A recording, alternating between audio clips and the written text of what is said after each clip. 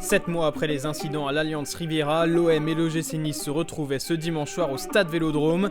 Après la défaite en Coupe de France, Marseille a pris sa revanche à domicile en l'emportant grâce à Milik et Bakambu.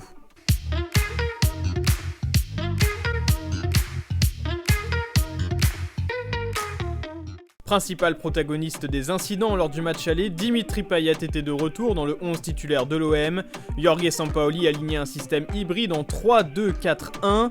Du côté niçois, Christophe Galtier devait faire sans son capitaine Dante et aligner Rosario en défense centrale. En attaque, le duo Delors-Guiri était reconduit. Dans un vélodrome à guichet fermé, les Marseillais prenaient rapidement la possession du ballon et s'installaient dans le camp niçois. Mais à l'exception d'une occasion de Saliba arrêtée sur sa ligne par Benitez, l'OM peinait à se créer des occasions. Nice n'arrivait pas à se montrer beaucoup plus dangereux, même si les Aiglons avaient quelques occasions en contre-attaque, notamment sur un centre de barre pour Stengs qui ne cadrait pas sa reprise. Mais la domination était très largement marseillaise et elle allait se concrétiser avec le réveil de Cengiz Under en fin de première période. Après un premier service pour Payet qui voyait sa frappe passer juste au-dessus, le Turc allait obtenir un penalty suite à une nouvelle combinaison avec Payet.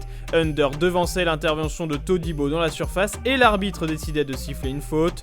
Le penalty était transformé par Arkadiusz Milik qui prenait Benitez à contre-pied. L'OM rentrait au vestiaire avec un court avantage mérité, mais dès l'entame de la seconde période, Nice pensait doucher le Vélodrome en égalisant grâce à Andy Delors, mais l'arbitre revenait à juste titre sur une position de hors-jeu plutôt dans l'action.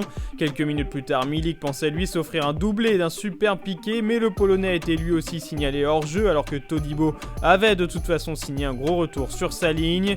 Contrairement à la première période, Nice avait cette fois-ci du répondant. Après une déviation de la main de Delors non signalée, Stengs se retrouvait en position idéale, mais il tombait sur un excellent Paul Lopez. Le gardien espagnol était chaud car il gagnait aussi son duel avec Andy Delors grâce à une énorme sortie dans ses pieds. Nice avait vu sa chance passer car l'OM n'allait plus rien laisser jusqu'à la fin du match et allait même doubler la mise grâce au nouvel entrant Cédric Bakambu qui marquait de la tête sur un centre de Gerson. Marseille pensait tenir tranquillement sa victoire, mais dans le temps additionnel, Mario Lemina venait réduire le score en coupant un centre devant Lopez. Nice poussait pour égaliser à la dernière minute, mais c'était trop tard. Avec ce succès, l'OM reprend sa deuxième place au classement devant le Stade Rennais. Nice chute du podium pour la première fois depuis le mois de décembre. Et voici les tops et flops de la rédaction de Made in Foot avec 3 Marseillais dans les tops. Boubacar Kamara de retour en défense centrale et excellent dans tous les secteurs de jeu. Paul Lopez s'est montré décisif à un moment important, même s'il n'est pas exempt de tout reproche sur le but niçois. Enfin, Cengiz Under a tout débloqué à la fin de la première période. Pour les flops, ils sont logiquement de côté niçois. Calvin Stengs a raté 2 grosses occasions qui auraient pu faire pencher la balance pour Nice. Khéphren Thuram n'a pas eu son impact habituel au milieu de terrain et ne s'est pas autant projeté. Enfin, Jean-Claire Todibo est fautif sur le penalty obtenu par Under.